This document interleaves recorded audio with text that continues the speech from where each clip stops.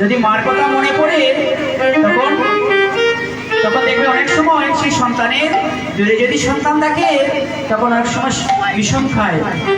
তো তখন আমরা কি বলি যে মায়ে হয়তো নাম করছে, মায়ে আমার কথা মনে করছে, তাই এইভাবে বিষম খাচ্ছে।